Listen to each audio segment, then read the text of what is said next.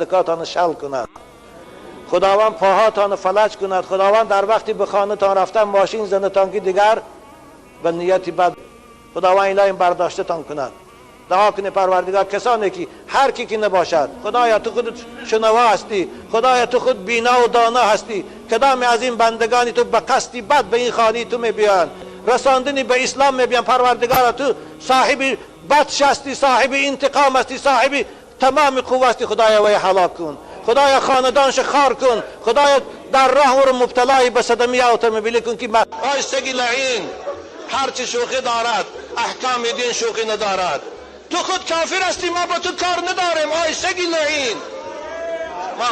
اما با پیغمبر ما کاردار نشو، به دین ما کاردار نشو، به قرآن ما کاردار نشو. والله ما تحقیر خودمان میبرداریم، ما را کسی حقارت کنه صبر بکنم. ما مکتوب های آمدگی است که حقارتون کردیان بخواد، من صبر دارم، اما در مقابل تحقیر اسلام و قرآن و محمد صبر نمیکنم.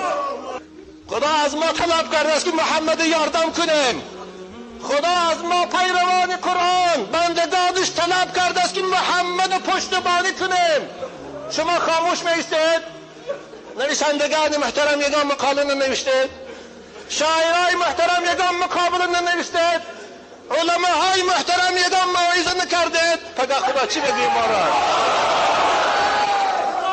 تو خانی تو از این تو افلاسا پاک شود.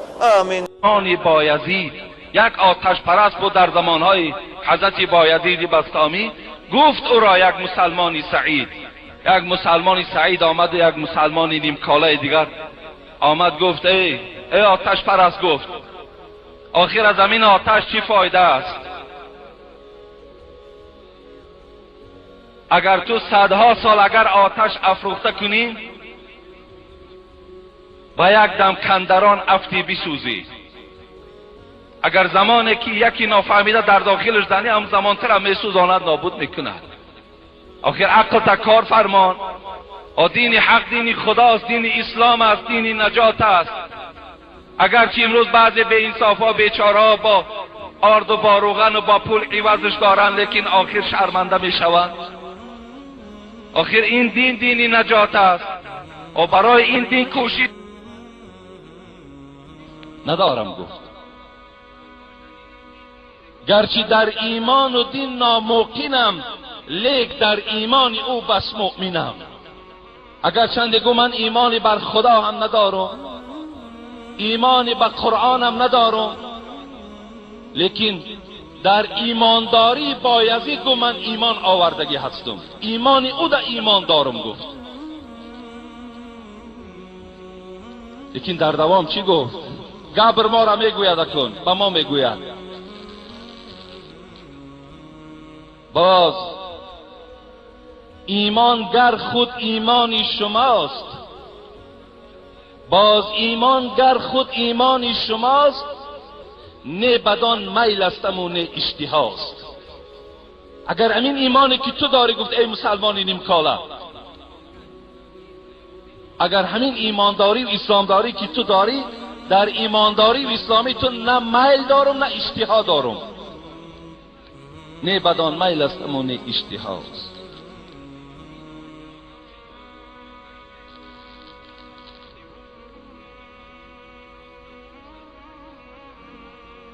آن که صد میلش سوی ایمان بود، گبر گفت همون مسلمانه، آن که صد میلش سوی ایمان بود، چون تو را بیند آن باطل شود. اگر همین انسان گفت خواهد که اسلام قبول کند، همین مسلمانی تو را ببیند، گفت مسلمان نمی شود، گفت همین ایمانی تو را بیند، گفت و ایمان نمی آرد، گفت برای چی؟ زان که نام بیند و معنا نه، زان که نام بیند و معنا نه، تا بیابان را مفازه گفتنی. خدا رحمت کنه حضرت مولوی را. میگوید زیرا که آخر در شما فقط همین نامش ماندگی است، عملش نیست دیگر، غیرتش نیست، ناموس اسلامی نیست. گفت زان که نام بیند و معنا نی، تا بیابان را مفازه گفتنی. بیابان گفته یک چولیستان میگویند، مفازه گفته گلیستان میگویند. آیا میگوید فرقی بین بیابان و گلیستان فرق هست؟ انا گفت از ایمانداری شما هم گفت مثل همینه. شما ایمان دارین لکن از گلیستانش درک ندارین، از عملش بی‌درک هستید. الله به این خاطری که ایمانهای نیمکاله‌ای که ما داریم این وعیدن در شأن اونها داخل می شود که روز قیامت اینها هم چیند؟ اینها هم نامه اعمالشان به دست راست داده می شود. از این خاطر من جانبدارم به همون انسانی که امروز در بی خدایی دعوت دارد، لیکن در همون بی خداییش چی است؟ اراده مستحکم دارد، به خدا باور ندارد، به قبر باور ندارد، به روز قیامت باور ندارد، با همین اراده مستحکمش میمرد میرود. لیکن امروز مسلمانی ما همون اراده مستحکمش نیست. مسلمانی بله مسلمانم، لیکن در پهلوش عمل را میکند که هیچ انسان بیدین و بیدیانت این عمل انجام نمیدهد. برای مسلمان میشوی برادر عزیز. گفتی همون محمد اقبال لاهوری، گر تو میخواهی مسلمان زیستن نیست ممکن جز به قرآن زیستن. میخوای حیات مسلمانی بری، میخوای که نام شرف اسلام تو هم در دنیا و هم در آخرت برخوردار شوی، همگه از قرآن بیرون نشو. خیلی تأسف آور است، خیلی جای تعجب هم است. امروز باور کنید در اسلام ما و شما، در ایمان ما و شما مسلمانی کامل شوین، ایمانتان کامل کنین. در هر چیزی که قرآن و حدیث های پیغمبر خداست، هر چیزی که عزیزان خدا برای فایده ما گفتند، باید ما عمل کننده باشیم تا که از روز قیامت از میبرداشتگی های همون نامه اعمال با دست چپ نباشیم. انشاءالله از این آیت قرآن ما خیلی درکدار شدیم و حتی آیندهش هم که خداوند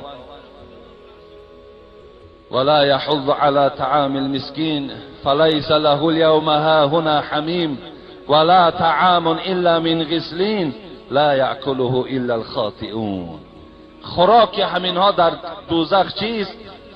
وقتی کم مانده سوالها همه باقی. من شاید جمعه آینده در باب خوراک این دوزخی ها برای شما معلومات دهم.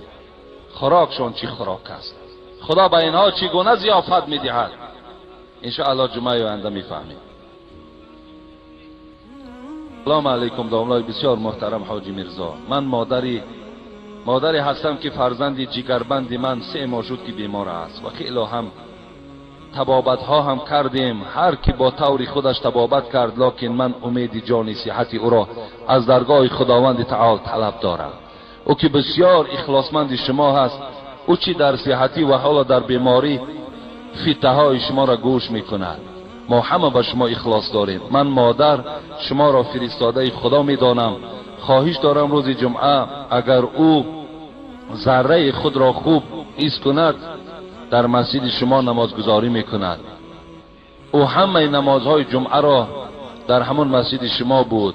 ببخشید داملای عزیز، مادری که مغز و استخوانش میسوزد، دیگر چی گفتنی هم را نوشته نمیتوانم. روز جمعه روز تولدش هست. او خود روز جمعه به دنیا آمده است. داملای محترم، از شما یک دعای نیک، شفای کامل بهر فرزندم طلبگار هستم. مؤمن خداجوی بسیار است. اهل جماعت دعای نیک کنید. با کمال میل مادر گمراه شده، اگر خطا باشد بسیار عذر. داملای بسیار محترم حاجی میرزا، برای این مادرم در حق فرزندشان دعا طلب کردن. یک آیت به یادم آمد برادرای عزیز، خدا در قرآن قو انفسکم و اهلکم نارا و قودها الناس و الحجاره. خداوند میگوید ای مردم، فرزندهاتان از عذاب دوزخ نگه دارید، زیرا که آن چیزی که آتش دوزخ علنگه میدهد این آدم است و سنگ است، سنگ ها است. چگونه که این مادر غم فرزند میخورد، چگونه که این مادر برای بهبودی او شفا طلب میکند، باید پدرها و برادرای عزیز ما نیز برای شفا یافتن او در قبر روز قیامت باید کوشش کننده باشیم و فرزندها ما بسیار اهمیت میدادگی باشیم. فقط غم دنیاشان نخوریم، فقط برای بهبودی سلامتی و راحتی اونا در دنیا کوشش نکنیم، برای آخرت چون مهنت کنیم، بسیار مهنت کنیم. بسیاری پدر و مادرای هست که امروز گویم دلاور نمی شود که بچهش به نماز دعوت کند یا از حرام کرده ها معنوش کند، لیکن فردای قیامت انا همین فرزنده که امروز تو نگفتی و یا روز قیامت از پیشی بری تو میدارد که همه شرایط همه پول و مال مکو در راه تو صرف کردم، یک بارم نگفتی که خدا را عبادت کن. اون حالت از گویم که یاقه ما و شما میدارد و تمام آن چیزی که میخواهد بالای ما و شما میگوید، زیرا وی را درد میکند و عذاب میدهد. خدای مهربان این فرزند شفای کامل و شفای عاجل خدا نصیب و روزیش بگردانی. آمین و رب العالمین. السلام علیکم اکای حاجی میرزا، ما یک گروه طلبگان با سوال ما جواب دهید. ما کتاب بیبلی را میخوانیم برای علم دنیا را فهمیدن و یک گروه آدما پیدا شدن که میگویند که کسی این کتاب را میخواند کافر است. از نگاه اسلام ما حق هستیم یا آنها؟ برادر عزیز، امروز بیبلی نیست. این بیبلی که در دست این نصرانی ها و دیگر کتاب هایی که امروز مشهورن، همه اینا تحریف کردن، دیگرگون کردن. آن کتاب اصلی که از جانب پروردگار و اینها نازل شده بود، همه اون نابود کردن. اینا امروز بیبلیه ها تحریف شدن، اینا را خواندگی آدم گمراه میکنند. اگر بیبلیه حقیقت می داشت، اگر بیبلیه را تحریف نمی کردن، دیگرگون نمی کردن، الله در سوره صف چی می گوید؟ و اذ قال عیسی ابن مریم یا بنی اسرائیل انی رسول الله الیکم مصدقا لما بین یدی من التورات و مبشرا بالرسول یأتی من بعد اسمه احمد فلما جاءهم بالبینات قالوا هذا سحر مبین. الله از زبان حضرت عیسی بیان دارد که در بنی اسرائیل چی گفت؟